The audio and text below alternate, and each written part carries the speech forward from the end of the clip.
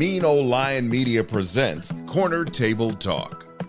Hi, I'm Brad Johnson, host of Corner Table Talk. Here we explore subjects related to food plus drink plus culture. For questions or comments about our show, you can reach me at brad@postandbeamhospitality.com. So in March of 2020, the world as we had known it changed. One of the things most affected was our ability to move around, to travel as our time and respective budgets allowed. Travel and the freedom to move about was something a lot of us took for granted. Pick a destination, book a flight, and off you go. What struck me at the start was when other countries closed their borders to Americans. All of a sudden, we were all home, unable to be anywhere but the good old USA.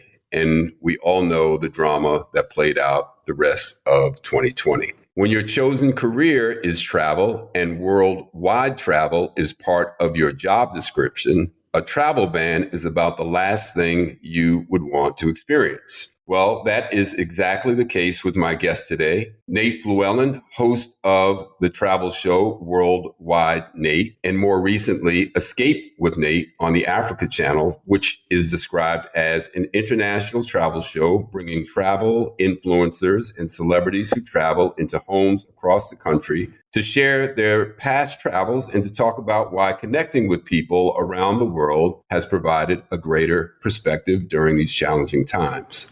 A native of Chicago with a high travel IQ, Nate has visited over 50 countries and 6 continents. He is the quintessential guide to living a global lifestyle and has been traveling the world since 2004.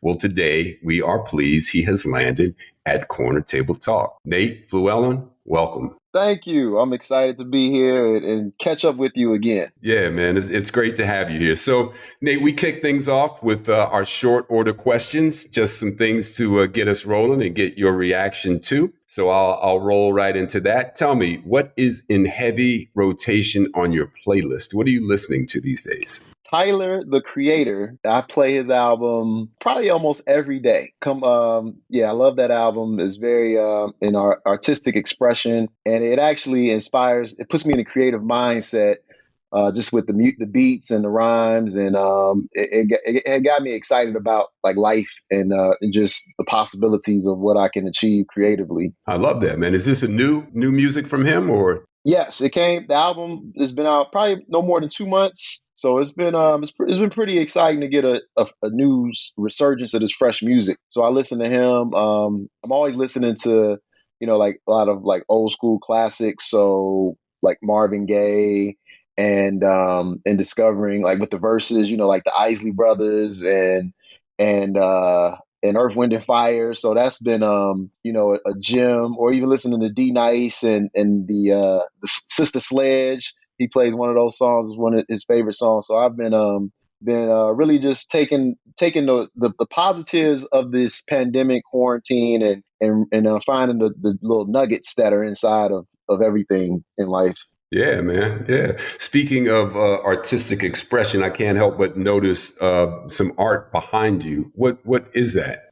I'm actually in Paris right now. So this is an Airbnb that so I don't know who this art doesn't belong to me, but it's that's kind of like cool, huh? Yeah, it's super cool. It's like probably looks like expressionist type of art. And it's a cool little Airbnb that I found here. So I'm coming to you live from Paris. All right, well, see, now that's what happens when you talk to a world traveler like Nate. You don't know where he might be coming to you from, but I'm feeling that, man. We're talking to Nate in Paris. So tell me, man, what is your morning routine on the road? What do you do when you're traveling? When you wake up to get yourself started? Well, I wake up. I wake up. I pray, and then I go work out. So no matter what, or I may stretch wherever I am if it's raining and I can't, go outside. But I always like to get up and get a workout in. That gets my day going. That's pretty much my routine and a light breakfast. If I'm, outside of LA, if I'm in LA, then I wake up and I go surfing. So that's my either or. So it's some type of fitness or being active just to get my body going and make me feel like I at least accomplished something in the fitness space and got that off my plate. Yes, sir. What is your preferred footwear of choice when you are traveling? Nike. I have. I'm a. I'm a firm Nike believer. You know, I grew up in the Jordan era, being from Chicago, and so everything on my feet is Nike. So right now I'm wearing some of their. They have these trail run shoes that are really comfortable. They got a lot of traction, a lot of ankle support, and basically a great shoe for walking through airports and terminals and buses and whatever mode of transportation I'm taking to get to my next destination. Yeah, I figured you would have some, good tip on the footwear, knowing how much, you're walking through airports and long distances between connecting flights and all of that. So I'm happy to hear that you're a Nike guy. Best live foreign musical performance you have seen, something that was not viewed by you in the United States. That was best foreign that I watched, or was That you were there for, we'll say. Oh, this was almost 20 years ago, but I was in Buenos Aires. I was in Argentina, and they had this outdoor venue, and it just had this random set of staircases that you couldn't walk up. It was just there for the art of it, and it was just like a house session, and there was this house music, and it was all in Spanish, and my Spanish was very basic around that time, but it was probably one of my fourth or fifth trips out of the country. So everything, it was sensory overload. It's like I'm in Argentina, I'm hearing the Spanish accent. Then they pronounce like Joe is like instead of yo they say to, like the T in there. So it's a different accent with Spanish, and our money was so much stronger. So I'm balling. So everything was a great experience. So yeah, that was a great experience right there. Yeah, I think I saw a video of you in Havana at a live musical event also. Oh yeah, the Major Lazer concert. That was Right. awesome too, because that was actually on my birthday trip, and that was actually. I'm glad you reminded me of that. That was pretty epic because it was outdoors. That was the first international, since they had opened the borders up for more Americans to visit. That was the first major concert that they had, and it was cool because it was just like I got to see the youth of Cuba, and just seeing like the fashion sense and the whole style, and then for this to be a communist country where a lot of people are poor, there's still opportunity. Style is always going to make its way, no matter what, no matter if you're rich or poor, and especially amongst people, the poorer people. They had so much style and fashion sense in Cuba. It was pretty exciting just to observe. Yeah, and I was touched knowing all the things that you just said to be true by the spirit and how music can just move you, regardless of your personal circumstances. But, we can all just embrace music and get excited when we hear something that sounds good. Yes, definitely. So let's stay outside of the continental United States and tell me the location of your most memorable dining experience. Oh, my most memorable was in the Democratic Republic of Congo. It was on top of the Nyiragongo volcano. And so I did this adventure hike. It was in one episode of my show, and I did a 5-hour hike to the top of the volcano, which has the world's largest lava lake. And so our porter climbed up ahead of us, and when we got to the top, he had dinner prepared for us. So and during the hike, for about an hour, we had to hike through a rainstorm because it's very random. We went through the beginning of rainy season, so it was a downpour, and you have to keep hiking because that's where the shelter is and that's where the fire is to dry off. Even though this rain is like ice cold, torrential rain. So we got to the top, got warm in the cabin where the cook was making the food, and had this delicious meal at the top of a volcano, spent the night in the cabins. They had these permanent cabins at the top. And then in the morning, he cooked breakfast, and I'm eating breakfast and having a cup of coffee, looking at a lake of lava just exploding. And this lava is coming from the middle of Earth. So it's just pretty fascinating. Man, I can't top that, brother. I don't know. I've had some good dining experiences, but I can't top that one. And you said something, Nate. I watched that you talk about that episode and that trip, and you use the expression of you just had to move your 2 feet. And Right. to me, it was there was a metaphor in that I relate to you and what you do. I mean, you have decided to move your 2 feet, and your 2 feet are taking you around the globe. But just expand a little bit on that thought. Yes. The adventure is everywhere.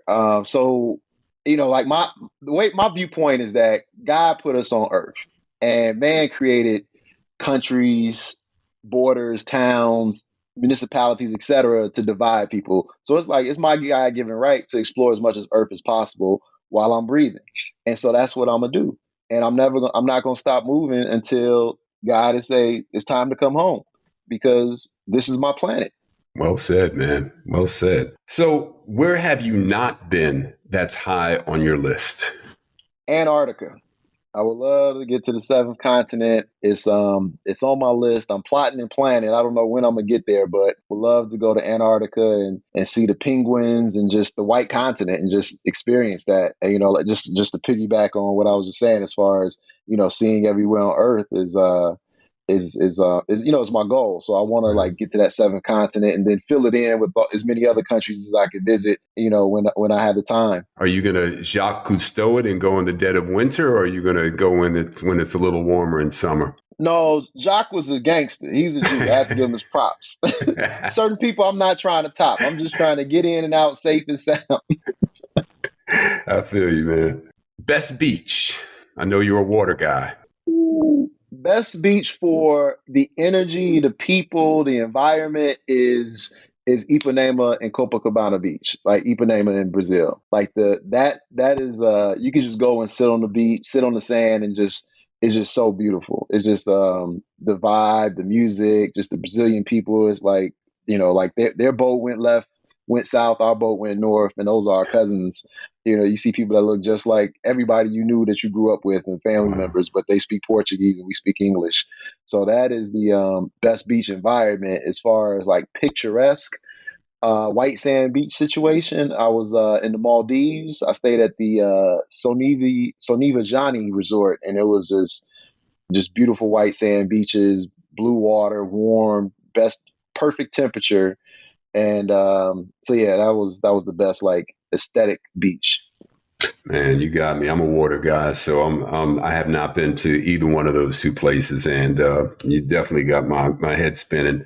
All right, last one of these, Nate. Who, past or present, would you most like to travel with, and where would you go? So maybe somebody that's no longer with us, or somebody that is. Who would you like to have as a travel companion? A travel companion. Past and present. James Baldwin. I read his work, and he just for him to the time where he lived in Paris, and just the way his lens and how he articulates what he saw and captured everything in so much detail. I would love to be able to travel with him. Yeah, man. Just imagine, tipping over to a little Parisian cafe and meeting up with James Baldwin this afternoon, man, as part of your journey. How cool would that be, huh? Yeah, that'd have been awesome. Yeah. All right. Well, let's jump in here, man. So, first off, how you doing? I'm doing well. I'm booked and busy, as my cousin would say. Yeah, so things are going well. I'm excited about everything moving forward. With the current shows and new projects that I'm working on, and my current position being here, location being here in Paris. So everything, I can't complain. Everything is going well, and then look forward to the surprises that God gives me along the way. Yes, sir. It's good to hear. Well, as you alluded to, man, we met several years ago when on one of your LA visits, you covered my restaurant out there, Post and Beam. So it's good to see you again. And also your cousin Bryce has been a guest on Corner Table Talk, and we're big fans of his and Every Table, the organization that he works with out in LA. So with the travel ban bringing you to a screeching halt, and for someone who moves around the globe like you do, what was the past year like for you, Nate? Well, I kept moving my feet, and even in LA, it was a certain time where they shut down the beaches. So what I did is I have an e-bike, and so me and one of my friends, she has an e-bike as well, and we would meet up and we would ride around LA.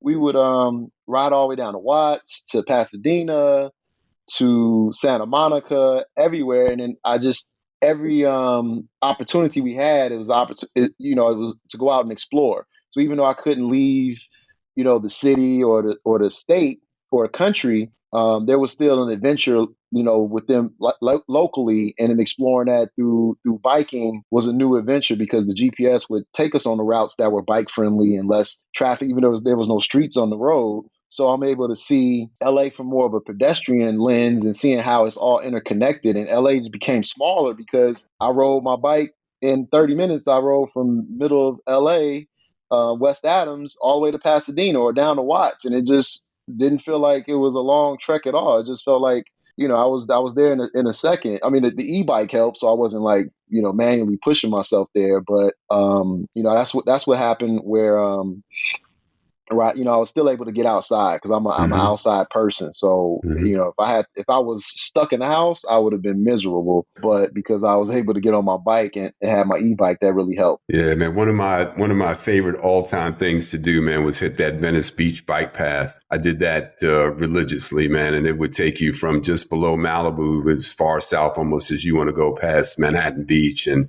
I didn't do too much street riding because LA drivers can be a little bit, they take a few risks, I'll say. But right. Seeing LA by bike, man, is a nice way to go. So you mentioned you're in Paris. When did international travel start again for you? Well, my first international trip was 2004, but the possibility of travel started in my youth because my mother would go on missionary trips with the church. So she had been to Brazil 5 times, Africa a couple times, Europe. Her and my father traveled to Mexico and the Caribbean. And then I had an uncle who played ball in Lyon, France. So he would tell all these stories growing up. And I had 2 cousins that are probably 6 to 8 years older than me. They played professional ball overseas. And then I have a cousin that lives in Macau right now. He's always worked overseas. So he's like a big time executive for the Venetian in Macau. And so I always put international travel in the bucket of that's what adults do. So fast forward to Tennessee State, my professor, Dr. Galen Hall, he had wrote his autobiography, Crossing Cultures. And then he gave me a copy and signed it. He challenged me to be an entrepreneur and see more countries than him. And that book documented his travels to over 80 countries. So when he said it, I was like, oh, I'm an adult. Like I could do that. Like I'll show you my family's been doing this, so I could do it. No problem. Challenge accepted. And then I was off. So my family was planted the seeds, and Dr. Hull was this super fertilizer that just put that battery in my back, so to speak, and I was off and running. Yeah, I knew there had to be more to the story because I did hear the story about the professor who challenged you in that way. But I thought there had to be, something a little more in your DNA that gave you that travel bug. So when did you start traveling internationally again post pandemic? Oh, post pandemic, I think the first trip I took my mother to Tahiti, Moorea, and Bora Bora for her 74th birthday. That was in October of 2020. And so that was, that was my first international trip. And that was great. That was great to be able to just give my mother that experience and experience myself. And I went surfing out there and, got a chance to see this place that people, save up for or marvel about. And it was, it lived up to the hype. What was it that stays with you? The people. That everywhere I go, the people make a huge difference. But the people were super accommodating, super nice. Just had a great energy about themselves, and so because I'm a surfer, I tend to socialize in these surfer carefree environments. So being able to meet the local surfers was an awesome experience, and in Tahiti and Moorea, and then when we got to Bora Bora, that was the luxury creme la creme experience. And what stuck with me was just seeing my mother just so excited and just how much that meant to her, because she told me this when we got back, but she said that she got married to my dad, but she never had a honeymoon. And so I was just like, wow, this was, probably like 50, 60 years ago. And it's just like that desire to do something never leaves you. So it's better late than never, or not dreams destroyed, but dreams deferred. But that was also part of my motivation to keep moving, because I always heard these I woulda, coulda, shoulda stories from older family members. And I promised myself that I would never live with any regret. So if there's something that I have an interest in, I'm going to try it. because I don't want to have any. I don't want to leave anything on the table. I want to, if it's a desire and if it's accessible to me, then I want to experience it.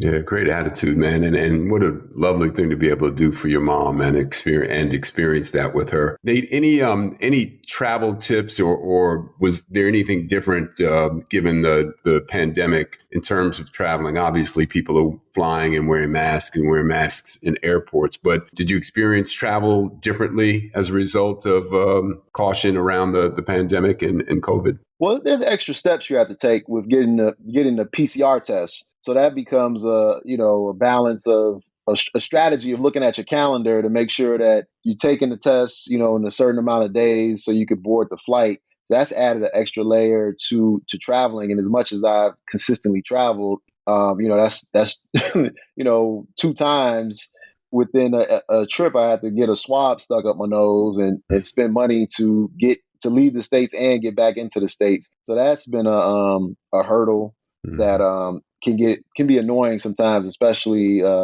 as I continue to gain some more momentum with my trips and could travel more consistently.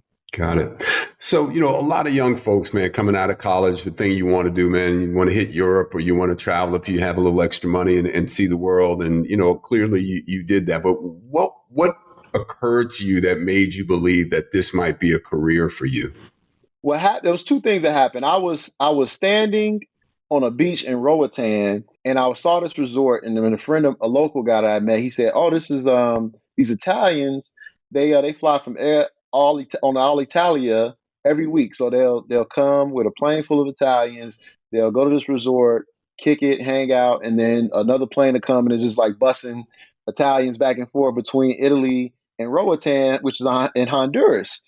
And I was like, man, this is insane. Like my friends, they were just going to Vegas and Miami and LA. And I'm like, I gotta show my people that there's more than just, staying in the States. And that was a big motivating factor. And also MySpace is where I started sharing my content. So they had a blog section. And so I would document my trips, including this Roatan trip, and people will reply like, "Oh, that was great," or "I would love to travel with you," or they would have all these positive compliments, and I was surprised that people read it, and I was just like, "Oh man, I got something here," and so that just kept adding the fuel because it was my desire to show people there's more out here, and then when I shared it, they were receptive to it, so it was feeding the fire, and so that's what really kept me inspired and motivated in the beginning. Yeah, man, I feel you.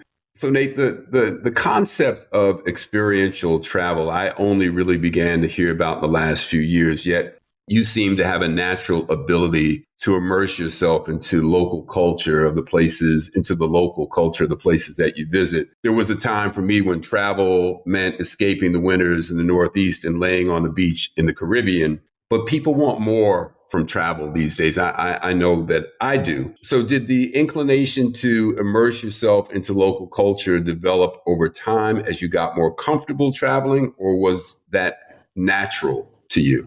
I think that was natural because what I realize now as an adult is that growing up, I went to my mother put me in private school, but she also gave me a choice. So after each year, she would ask me, "Do I want to go back to that school?" And I'm like, "No." And then she would put me in a new school. So unbeknownst to me, going into new environments and meeting new people and connecting with them and building relationships is something that's like set the stage for me to have this curiosity of, okay, what do you guys do here? How do you say this word correctly? What's your culture? What do you eat? How long? All these exploratory observations that I have when I go into a destination, because that's always been my upbringing, just by going to different schools and having to make new friends and learn the new rules of the school and just the whole culture and everything. So and then attending Tennessee State, going there and just meeting all these beautiful Black people that had so many diverse backgrounds, that just accelerated everything, because now it's like, okay, we all look the same, but you may have some liberal point of views or some conservative point of views, or you may be a super nerd, or you may just be here just trying to get some girls, or you might be trying to be like this or that. And it's just all these different people and all these stories. And I was just fascinated. So I really had TSU was an opportunity for me to get to know so many people and see just how when that statement is said that we're not monolithic, I really experienced that and know that we aren't monolithic at all. It's just not a cool soundbite. Like I have met some beautiful, diverse Black people at Tennessee State University. And clearly you have a curious mind. And I think that's always a good thing. I've seen images of you hang gliding, surfing, running with the bulls, swimming with jellyfish, defying gravity. I mean, you are single-handedly upending the self-imposed notion of what, quote, brothers don't do. Tell me, man, what is the most dangerous situation that you've ever been in, or was there something that you took on that you said, man, I maybe I got myself into more than I should have with this one? Oh, activity wise, I haven't hit that I haven't went over the fear threshold. Like I like to do things that are dangerous and slightly light threatening. It's something I seek out and look for as far as the activity wise. Now, just being present, I had a run in where I had to go talk to a favela boss and clear up some stuff in Brazil. So that was the most like potentially dangerous situation. But that was where I had to clear something up with the boss, because it was a misunderstanding with some little small guy who was trying to make a name for himself, and it worked out. You're here to tell the story. I'm here. Yeah. So changing gears a little bit, I know you've been to Africa many times. Can you just give us your take on the motherland, the food, the people, the beauty? Well, the food is very diverse. I've eaten everything from bugs to sheep's head to eating at Michelin star restaurants to brides, which is their version of barbecue. So for the continent to be so diverse and have probably like 1 billion people, there is a variety of food to eat. But as far as the people, the one thing that I love, and I just was telling a friend this, is that when I was in Zanzibar, I was standing on the corner and it was just like people were just walking and nobody paid me any attention. And it was a moment of peace, because I didn't have to worry about the police. I had to worry about being a black face in a sea of white people and somebody, people, just sticking out like a sore thumb. I just blended in and I was nobody. And as we, in American culture, everybody strives to be somebody or stand out. But that moment of not standing out and blending in was what I look forward to go back and experience, where I could just be a fly on the wall and just have that peace of mind and then know that nothing's going to happen, because I'm just going to occupy the space that I'm in, and then that's perfectly fine. Yeah, that's profound, man. I feel you. You competed in the Maasai Olympics. Correct. What was that like? I competed and I got my butt handed to me. Man, so the Maasai Olympics was cool because what they do is they incorporate the traditions of the Maasai culture into these Olympic style games to prevent them from going out and killing lions, because part of their culture and their rites of passage is for young boys to go out and kill a lion. But by doing that over the past 2 decades, maybe 3, they decimated the lion population. So, or they would kill lions in retaliation for the lion killing their cattle. So they have these Maasai Olympic Games where the winners would be awarded like a scholarship to go to school, to learn, and also receive cattle. And so the abbreviated version of the games that we did for the show was the javelin throw, and then there's a rungu throw, which is for accuracy. The javelin throw is for distance. The rungu throw is for accuracy, where there's this like wooden style hammer that you would throw into a ring, and then there's the high jump and then a sprint. And so out of 6 competitors for the sprint, I think I came in like 4th. So that was the best that I did in all the events, was 4th place. And so, yeah, those brothers were on point.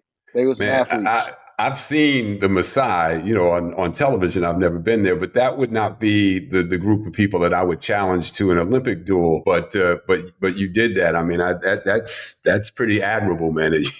How did you even approach that conversation? I mean, most people would, if they find themselves in that situation, like a selfie might be enough for them, but you compete Olympics. How did you negotiate that, man? Well, I wanted to share their story. I always knew about the Maasai, and I was always fascinated about them. Oh, that's what happened because the professor in college, he was making an example when of class, and he said that I would look like I'm Maasai. And so when he said that, that was another seed. Just my professor in college introduced me to the Maasai, and I just had this fascination where it's like, oh, the Maasai. So when I got so greenlit the show, I was like, this is an opportunity for me to learn more about them and tell their story because I just had this fascination about them that maybe I could be Kenyan or Maasai, because it was just this desire to find home and have this connection to Africa. So with the games, it was just, I'm a competitor. I grew up, playing basketball my whole life. So just the competitive spirit in me wanted to see how it would perform and then learn their culture at the same time. So it was kill two birds with one stone. Yeah, man, that's still brave, but yeah, I hear you. So in watching Escape with Nate, your show on the Africa Channel, was watching an episode with Rondell Holder, who has an organization called Soul Society 101, and the subject came up. He takes tourists to Africa. I want you to talk a little bit about what he's doing. But between you and Rondell, the subject came up about what you guys almost are laying out as a version of the Green Book, but an international version. So can you expand a little bit on what Rondell is doing and kind of how you guys both, you're dovetailing in your efforts? Yeah, Rondell, he is with Soul Society 101. He aggregates a lot of, supports a lot of the Black travelers out there. And it's important because it's important for us to see ourselves. Even if it's going to a mainstream place, people are having these multiple different entry points of traveling, whether it be their first time or super experienced travelers. And it's great to go to his page and see the content he's creating because it's aspirational to inspire a group of Black people and support Black people that are sharing their content because we want people to see what we've done and where we got to because somebody could have saved up money for a couple years and went to a destination and they captured that photo or that image and then it gets shared and liked and then people support it through comments or resharing it and then that makes you feel appreciated and also motivates you to keep traveling or bringing a friend along or just sharing and having that trickle down effect where we open up the whole possibility to our community where we don't have this boxed in I'm only regulated to my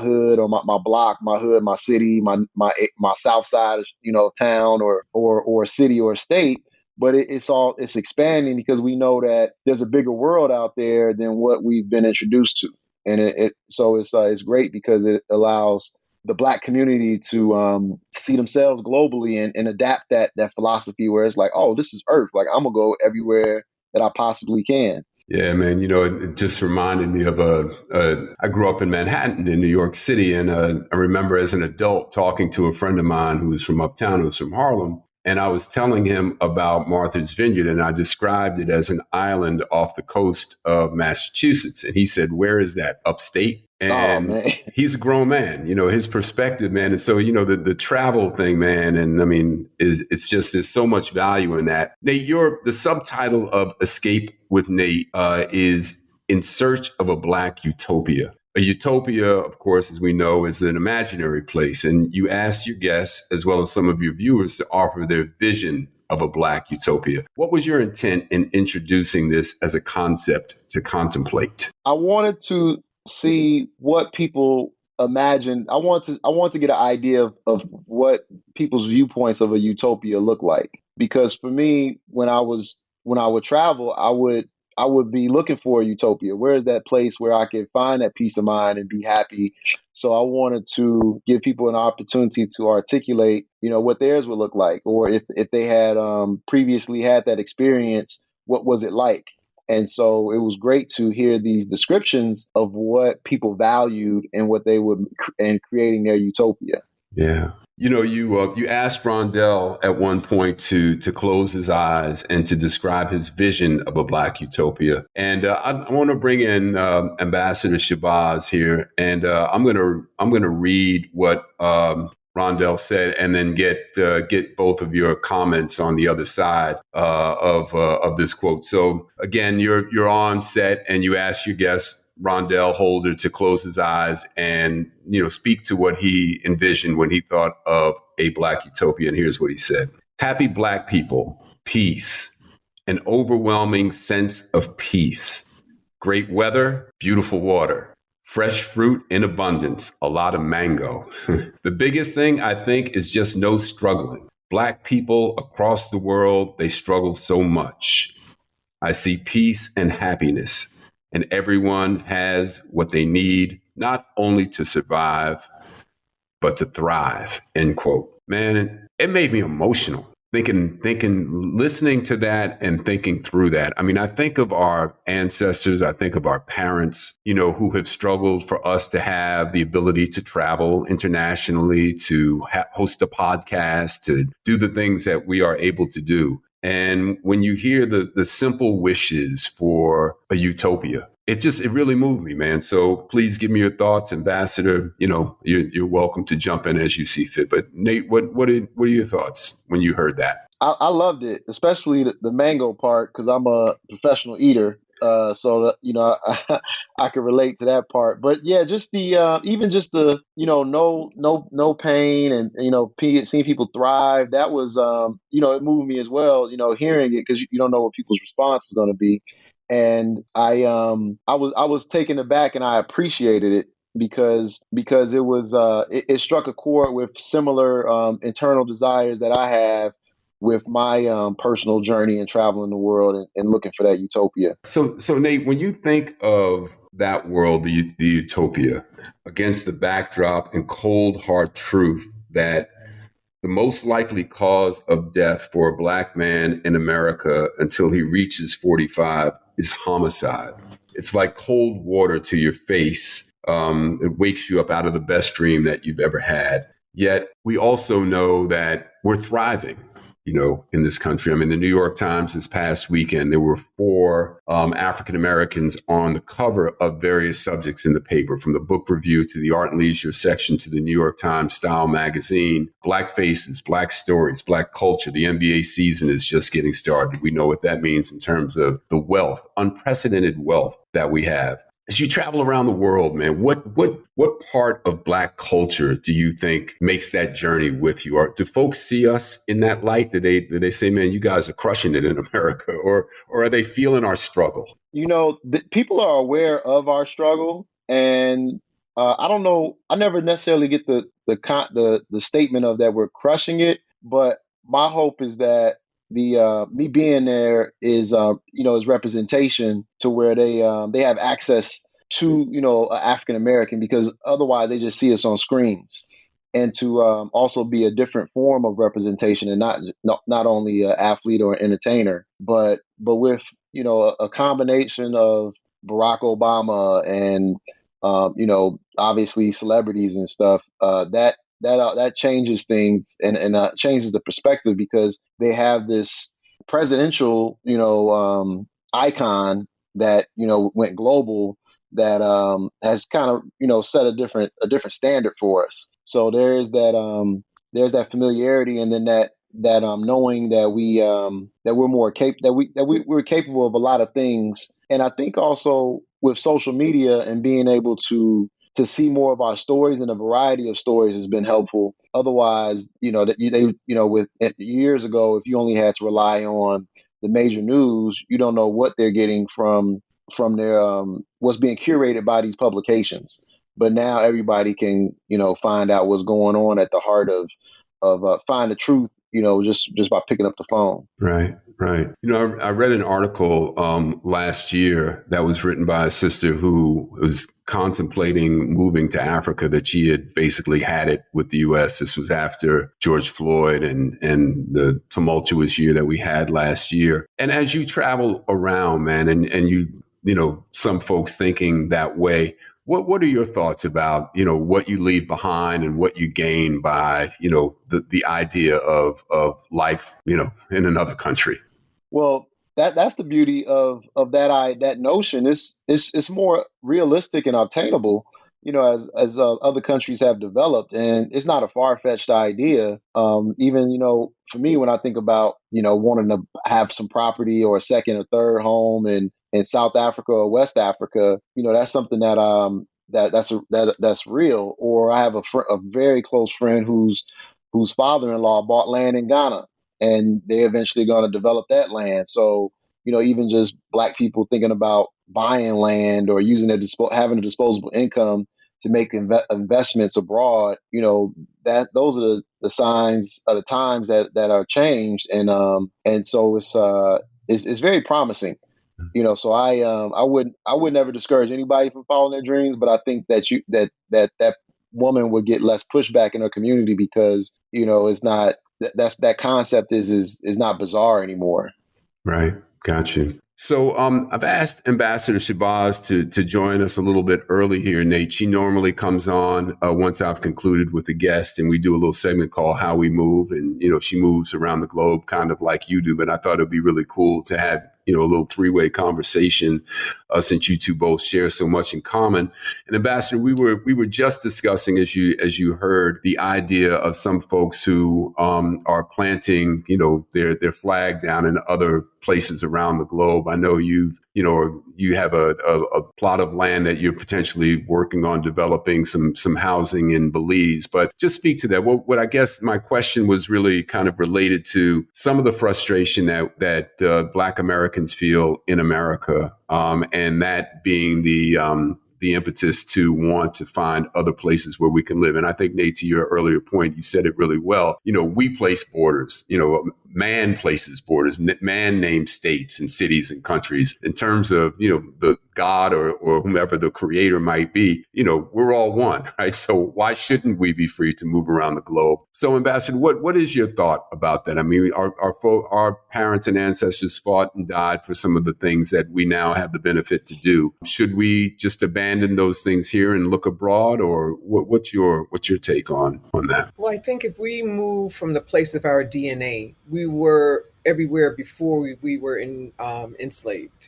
We had a global nature. We had an expeditious nature. We had a navigating nature, a migrate nature. So that part of our seeds are indeed in some of these places we long to return to. I don't think we forfeit our homestead in the United States, but how wonderful is it that we now don't feel the boundaries within ourselves, that we can put down stakes in places we yearn to be in. It's kind of exciting. And when I listen to our guest, you, Mr. Fluellen, and how your parents and your professors and your own intrigues impels you to just search and quest for that which fits you. That in and of itself becomes an example that we don't get to see. We don't get to answer. We don't generally fulfill. So as an American citizen, I've always felt like a global citizen. I always felt like an African in the Western Hemisphere. And never bound despite the zip codes and census classifications put upon us. Now, how do we get to know ourselves as global citizens so that you can call yourself a resident anywhere? So there's a mixed sensibility. Would I go across at this point in my life at age? I think age has something to do with it, where you are in your life. I'm really curious about the African diaspora in the Western Hemisphere. I'm really interested in the Caribbean and South America, not just being a place where people vacation, but really understanding what seeds of value were placed here, 400 years ago. So that's my navigation before heading across the Atlantic. Nate, does any of that land for you? Yes, I definitely agree about the exploring the Western Hemisphere, because there's just knowing the flow of how slaves passed through the Caribbean to get to the United States. There is and then how there's that adoption of that strong national pride for Caribbean people before they touch into their African roots is it's very interesting just to see how they develop their enclave of culture. So I definitely agree upon exploring the Western Hemisphere before going across the Atlantic. You had those options, because we're just spread across everywhere. So a question, I would pose, because I think anybody that listens to this, if their appetite for travel and exploration is not ignited, then I guess they're meant to just stay home. But for those that are curious, but maybe have been apprehensive or not as encouraged as either of you have been to see the world, what could you say to give them that extra push out the door and a level of comfort to know that the world is truly their oyster? Well, I always would always let people know that, as African Americans, we are the rock stars of the world, because people have this desire to see us. Because like I mentioned earlier, they view us behind these screens, and then, not a lot of us do travel. So when we are abroad, people recognize us and want to be in our presence. I was telling a friend about how I was in Jordan, and it was this Bedouin guy, and I got off the bus. I was with the tourism board, and he was like, "Hey, black man, come here." He was this older guy, and I was like, "Oh wow." He saw me and recognized that I'm a black man, and I appreciated his energy, but I really also saw the flip side of the coin, where I was probably like maybe the only one of few black people that he ever got a chance to experience in life. But it also made me curious because he knew that I was a black man. So it was just so many. I wish I had more time to talk to him more, but it was a great experience. So, Ambassador, what would you say to encourage folks to leave the house, travel abroad comfortably, to be receptive to those? I mean, Nate, one of the things that just occurred to me when you said that, another brother might react differently to being, called that way by someone in a foreign country. But, you were receptive and you're open. And I think that's part of it. You have to have an open nature. You can't carry baggage, with you and react to things that don't give people a room to get to know you. But Ambassador, what would you say to give people a comfort level as they think about moving around again internationally? Well, moving around again or moving around at all, I think if you start with people who've never traveled at all, it's really having an opportunity to have programs like this and or tune in to Nate Fluellen so that they can actually see themselves in motion. They can dispel the anguish, the fears, the apprehensions, and realize that when they move from these shores, that there is a welcome mat. Most of the world is quite hospitable. And as he stated, when they see him, they want to know him. They know our stories that are exported. So I think what's essential for us to do while aspiring to choose or select a part of the world is to get ready for that world. And most people in the United States don't have a passport. I was reading up that there are more Facebook accounts than there are passports. And a passport is only $150, right? So it's $15 a year for the 10 years that you get to be a global traveler, whether you use it this year or next. There are 247 countries in the world. 194 of them are members of the United Nations, really close, approved, every part of Amnesty International. 54 of them are African. Another 26 are Caribbean. I mean, sky's the limit for where we'll find our brethren self and our like self, our soul mates, and our soul yearnings. So I think it's listening to some of the shows that are really populating right now. Blacks who travel, blacks who surf, black safaris, and do the buddying, the packages. I do these a lot. And I know that people that are traveling with me, sometimes it's their first travel abroad. I see you both as citizens of the world. I mean, literally, the way that you live and the way that you move around the planet. If that's an accurate description, Nate, what does that mean to you to be a citizen of the world? That it means freedom. That's what I've accumulated over the years, where I have friends all over the planet, and if it's a place that I haven't been to, I have a network where I'm gonna know somebody that has been or can introduce me to somebody. So I never feel that anxiety of who am I gonna hang out with, what am I gonna do when I get there. I just know that I can make a few phone calls, and then I have this network of people that will make my experience a lot easier. And then I could tap into that local culture and not just be restricted to the tourist stuff, but I can get the behind the scenes experience and really get to know that destination. Ambassador, what does a global citizen mean to you? Well, I want to even ask Mr. Fluellen because I'm really ready to like lose weight and jump into his backpack.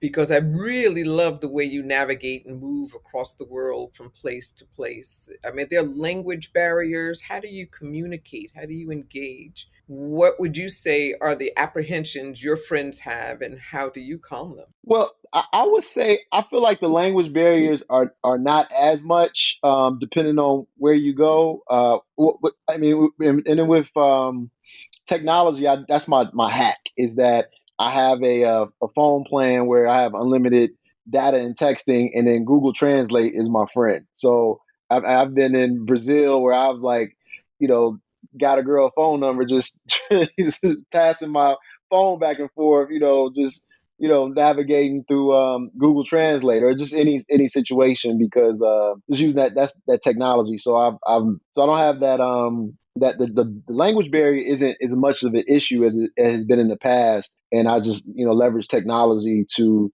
get around because with Google Translate it's so intuitive.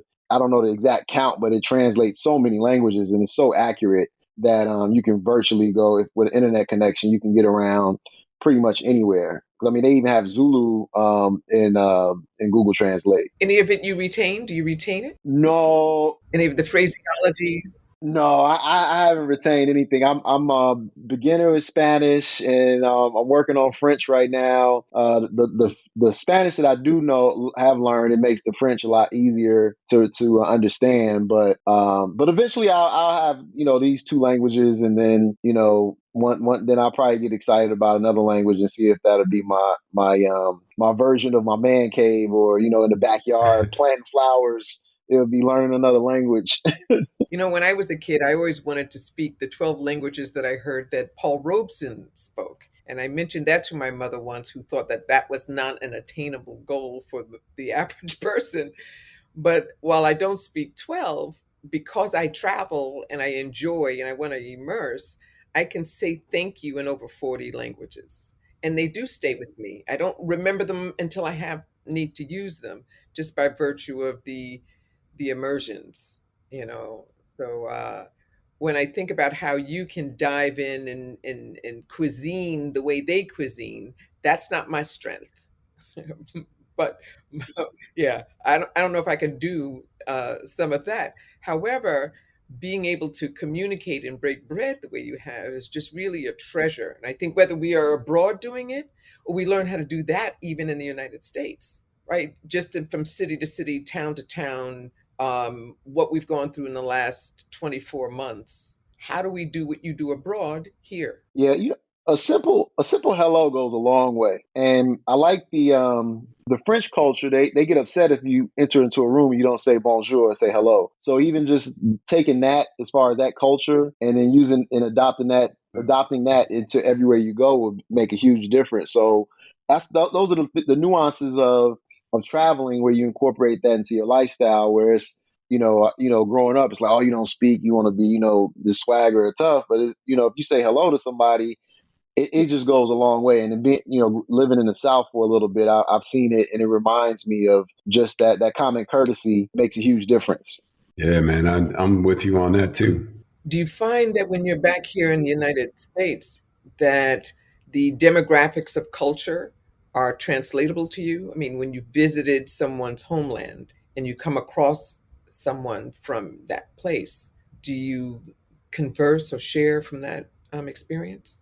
Yes, I do. I try to impart my experiences especially with my close circle of friends, and even with my Instagram story. I always share my experiences on that. So I feel like that's me in real time translating my experience to my audience and sharing. So I'm always continuously sharing wherever I am in that moment. So I always want to show people, oh, this is cool, or this is what I discovered, or this is how you say this is what they do. And so having Instagram stories using that app is how I'm able to really like just share, not hoard my experiences, but just keep giving them away. And so it's always making room for new things to share. So Nate, what's next for you, man? Next for me, so I have a travel series coming out with Good Sam RV. It's a RV company, and you can go and rent an RV and take a trip without having to own the RV. So last month I had filmed with them where I landed in North Dakota, picked up the RV, which was my 49th state, and then drove into South Dakota, which was my 50th state, and experienced South Dakota. So I've been to all 50 states now. So now I feel like an American. I can say I've been to everywhere in my country, and so I'm excited about when that content comes out. So I'm excited for people to see that experience, and it's my first time traveling in an RV, so that was pretty exciting. Got a chance to go off-roading and in a hot air balloon, and went to Mount Rushmore, and it was South Dakota. North Dakota was awesome. South Dakota was really nice, and yeah, I'm excited to share that content with people. So, even with my audience, they can see I want to go to all 50 states. So, North Dakota, South Dakota, where is that? Or why would you go there? And then I can show people these are the reasons why. That sounds super cool, man. Ambassador, you down for a little RV exploration? I would do an RV exploration journey, as long as we did it by day. across America. There's so many amazing places to stop, right, and touch down, including, Mr. Fluellen, some of those international communities that you've traveled to. There are pockets of those cultures here. That to me is also kind of exciting as well. Depending on which state you go into, which city you go to, where has that group settled?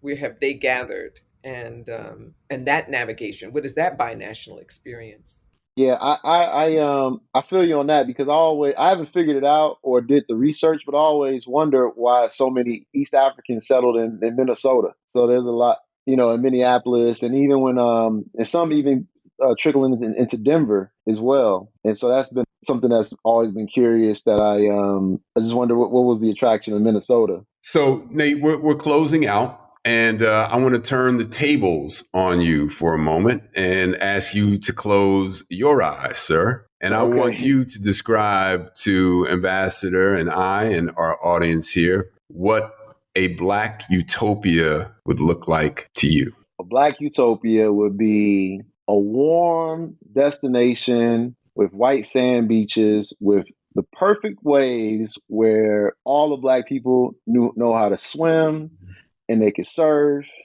and there's fresh seafood being cooked, and there's a DJ playing music, and everybody is at the beach, enjoying life, being under the sun, drinking fresh coconut water from coconuts from the trees, and surfing and catching waves, and people are dancing in the water, dancing in the waves, and then that's a utopia, because when you're in the water, you don't have any cell phone, any electronic devices, you're not texting or anything. You just in that moment, you and the ocean and God, and enjoying life. And that would be my Black utopia. That sounds like every weekend in my house, in my dreams. So I'm right there with you, brother. Well, Nate Fluellen, man, it really is fun to even be on a journey virtually with you, watching where you go and how you do it. And this conversation has been thoroughly enjoyable. I aspire to live some of the adventure that you do. Ambassador, any closing thoughts? Any thing you want to share before we let Mr. Fluellen off the hook here? Well, just that I'm really excited to hear and learn about more people that travel, talk about it, share, and hope that we have a growing population of people who are willing to dare to cross borders and to understand themselves in context to a greater world, that the world awaits them, it does not shun them, and that we just need to be prepared and equipped and as hospitable in exchange as those who welcome us. Lovely, lovely. So I'm going to close on, because Nate got me thinking about this utopia thing, man. And I don't know why, but the words to a Commodore song just started to resonate with me this morning. I'll just read a little verse from their track called Sweet Love. Show me a place where dreams are for dreamers and all the things you wish come true. Yeah. I'd wish the world had all happy people, then there'd be no more wishing to do. So with that, I thank you both for your time. Nate, safe travels to you, sir, and be well. And I hope you come back and see us soon. All right. Thank you. Corner Table Talk is hosted by Brad Johnson, produced by Brad and Linda Ailes Johnson. Theme music, Life Goes On by Bryce Vine. Executive producer, Ken Johnson. Find the Corner Table Talk podcast wherever you get your podcast. Follow, subscribe, rate, and leave a comment. Corner Table Talk is a Mean Old Lion Media production.